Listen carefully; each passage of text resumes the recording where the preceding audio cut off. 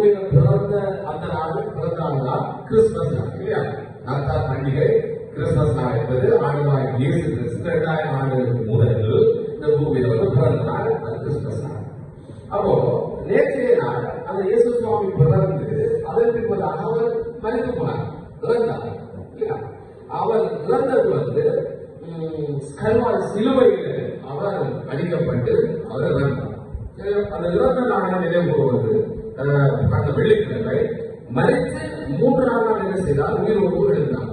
அப்போ பாருங்க, சாதாரணமான மனிதர்கள் எல்லாரும் என்ன செய்வாங்க, பிறகுறாங்க, அது பிறகு குறிப்பிட்ட கால வயது வந்த பிறகு சிலர் வருத்தப்பட்டு மறைப்பாங்க, சிலர் விபத்தில் மறைப்பாங்க, சிலர் வயது போய் முடிந்த வயதோடு மறைப்பாங்க. இப்படி மரணம் எல்லாருடைய வாழ்க்கையிலே வருகிறது.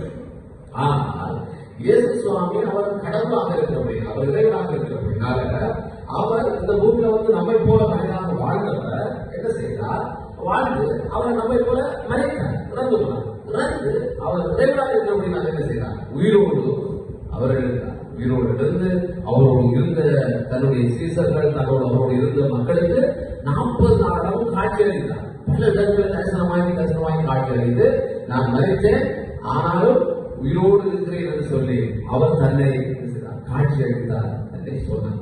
சரி, இப்ப நாங்கள் ஏன் இயேசு சுவாமி இந்த பூமியில மனிதனாக பிறக்க வேண்டும், ஏன் அவர் வர வேண்டும் என்பது குறித்து உங்களோட ஒரு சில விடயங்களை பகிர்ந்து கொள்றோம்.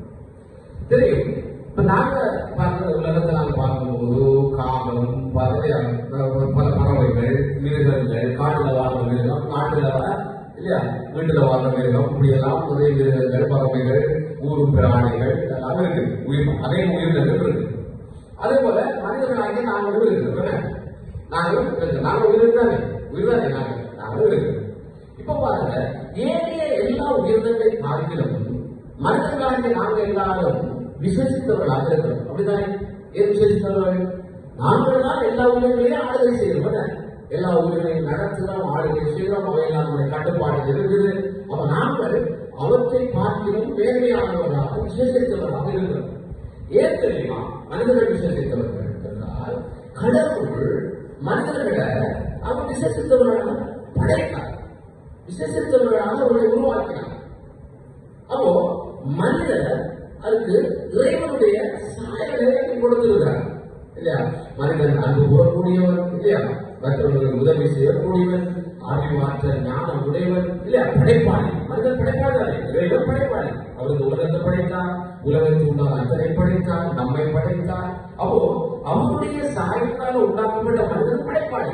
அவன் என்ன செய்யறான்? நிறைய படைக்கிறாங்க, விமானங்களை கண்டுபிடிக்கிறான், பல விதமான விஞ்ஞான வளர்களை கண்டுபிடிச்சு அவன் நிறைய காரியங்களை படைக்கிறவனாக இருக்கிறான். ஏனென்றால் இறைவன் அவருடைய சாயலினால மனிதனை படைத்திருக்கிறார். மனிதன் படைக்கிறவங்க தெரியுமா? இப்ப மிருகங்கள் பறவைகள் கடவுளை ஆராதிக்கிறான் தேர்தாங்களா, கடவுளை வழிபடுறாங்களா? மிருகங்கள் பறவைகள் கடவுளை தேர்தா? கடவுளுக்கு கோயில் எழுதியிருக்காங்க இல்ல. மனிதன் மட்டும்தான் கடவுளை தேர்ந்தான், மனிதன் மட்டும்தான் கோயில்களை கட்டுறான் இல்லையா? மனிதன் மட்டும்தான் கடவுள் இருக்கிறார்கள் அங்க நம்மளவன் மனிதன் வாழ்கிறான். ஏனென்றால் மனிதனை அவன் விசுவசித்தவராக ஆண்டவரை படைத்தார்கள். ஆண்டவரை வேண்டிய தண்டனைகள் நமக்கு ஒரு ஆக்கினைய அவர் சிலுவையில் ஏற்றுக்கொண்டு சிலுவையில் அவர் மறித்தார். மறித்த இயேசப்பா என்ன செய்தார் தெரியுமா? 3ஆம் நாள் உயிரோடு இருந்தார். அதான் நேற்றைய நாள், உயிரோடு இருந்த நாள் நேற்றைய நாள். சரி, அப்போ அந்த உயிரோடு இருந்த இயேசப்பா இன்றைக்கும் அவர் ஜீவனுள்ள கடவுளாக, உயிருள்ள தேவனாக இன்றைக்கும் அவர் நம்மத்திலே அசைவாடி கொண்டிருக்கிறார். நம்மத்திலே அசைவாடி கொண்டிருக்கிறார் அந்த இயேசப்பா.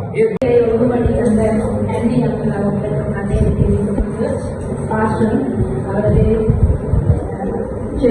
வந்த சகோதர சகோதரிகளுக்கும் மாணவர்களுக்கும் நன்றி தெரிவிக்கிறோம். அதோடு இந்த விடயம் உங்களுக்கான பிரேயர் அப்படின்னு சொன்னால், இந்தியர்கள் 46 நாள் உபவாசம் இருந்து அவங்க எங்களோட பிள்ளைகளுக்காக ஜெயிச்சவங்க.